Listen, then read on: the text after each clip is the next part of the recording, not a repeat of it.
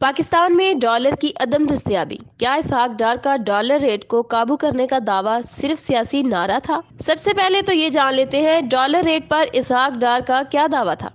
موجودہ حکومت کے برسر اقتدار آنے کے بعد جب مفتاح اسماعیل وزیر خزانہ بنے تو ڈالر کے ریٹ میں اضافہ دیکھا گیا اور 29 جولائی 2022 کو روپے کے مقابلے میں ڈالر انٹر بینک میں 240 تک چلا گیا تھا، جس پر مفتاح اسماعیل تنقید کا نشانہ بنے تو اس کے بعد اسحاق ڈار کی ملک واپسی کی خبریں آنا شروع ہوئیں۔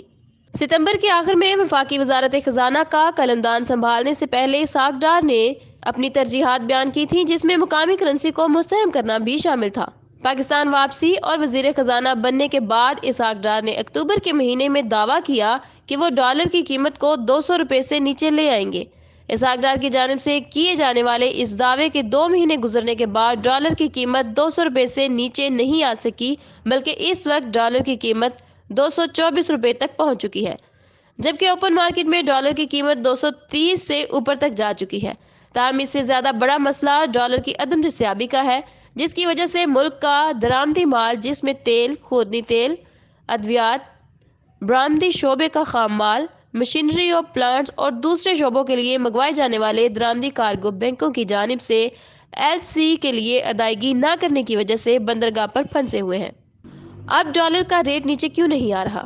خرم حسین نے اس سلسلے میں کہا، ڈالر کے ریٹ کے نہ گرنے کی وجہ یہ ہے کہ پاکستان کے پاس زر مبادلہ اتنا نہیں کہ وہ ڈالر کے ریٹ کو نیچے لا سکے۔ انہوں نے کہا، اگر اسحاق ڈار نے اپنے گزشتہ دور حکومت میں ڈالر کو مینیج کیا تو اس کی وجہ پاکستان کے پاس زر مبادلہ کے ذخائر کا ہونا تھا۔ انہوں نے کہا کہ ڈالر ریٹ کم ہونے کا ایک ہی حل ہے، ملک میں ڈالر آئیں، جو اس وقت کہیں سے نہیں آ رہے۔ اب سعودی عرب سے یہ ڈالر آتے ہیں یا چین سے یا IMF سے، اس کا انحصار ان ملکوں اور ادارے کی جانب سے ڈالر کی فراہمی پر ہے۔ انہوں نے اس تاثر کی نفی کی کہ پاکستان ڈیفالٹ کرنے کے قریب ہے۔ انہوں نے کہا، بانڈز کی ادائیگی ایک چیز ہے جو پاکستان نے گزشتہ دنوں کی، جبکہ فارن ٹریڈ کے لیے ڈالر کی ضرورت ایک الگ چیز ہے، اور درآمدی کارگو کے لیے ڈالر کی عدم دستیابی کی وجہ بیلنس آف پیمنٹ کا بحران ہے، جو ملک میں ڈالر کی کمی کی وجہ سے ہے۔ واضح رہے، اس وقت اسٹیٹ بینک اعداد و شمار کے مطابق پاکستان کے پاس 6.7 ارب ڈالر کے زر مبادلہ ذخائر ہیں، جبکہ ملک میں مجموعی طور پر 12.6 ارب ڈالر کے ذخائر ہیں۔ پاکستان کو اس مالی سال میں 30 ارب ڈالر سے زائد کی بیرونی ادائیگیاں بھی کرنی ہیں۔ دراصل ملک میں ڈالر لانے والے 3 اہم ذرائع برآمدات، ترسیلات اور غیر ملکی سرمایہ کاری گزشتہ چند مہینوں سے منفی گروتھ ریکارڈ کر رہے ہیں۔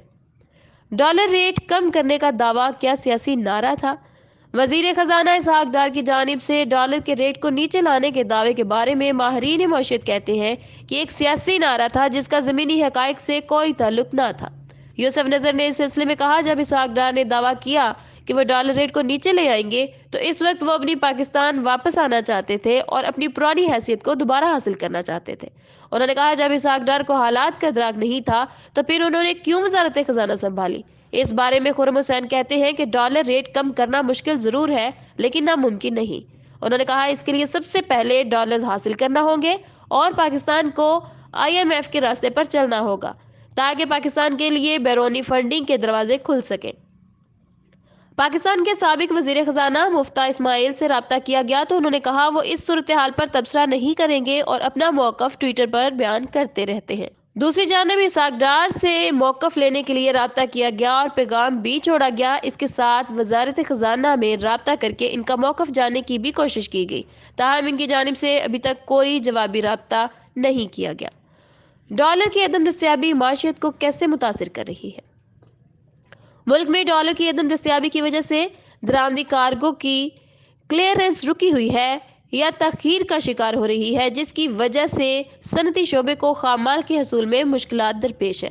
اس بارے میں خرم حسین نے کہا، یہ صورتحال یقینی طور پر ملک کی GDP گروتھ کو منفی طور پر متاثر کرے گی اور اس کا نمبر نیچے آ سکتا ہے۔ یوسف نظر نے کہا، جو صورتحال بنی ہوئی ہے اس میں ڈالر کا ریٹ 250 سے 300 تک جا سکتا ہے، جو معیشت کے لیے بہت بڑا دھچکا ہوگا۔ انہوں نے کہا، اس کا سب سے منفی اثر عام آدمی پر پڑے گا جو مزید مہنگائی سہنے پر مجبور ہوگا۔ یوسف نظر نے یہ بھی کہا، ایسی صورتحال میں معیشت کا پہیہ مزید سست ہوگا اور صنعتی شعبے میں سرگرمیوں میں سست روی کی وجہ سے ملازمین کی چھانٹی ہو سکتی ہے، جو بے روزگاری کو بڑھائے گی۔ بہت ساری ملٹی نیشنل کمپنیاں تو اس وقت ملازمین کو فارغ کرنے اور کچھ پاکستان سے نکلنے کا بھی سوچ رہے ہیں، کیونکہ ایک تو ڈالر کی عدم دستیابی کی وجہ سے ان کی سرگرمیاں متاثر ہوئی ہیں، تو ان کے منافع کو ڈالروں کی صورت میں باہر لے جانا بھی مسئلہ بنا ہوا ہے۔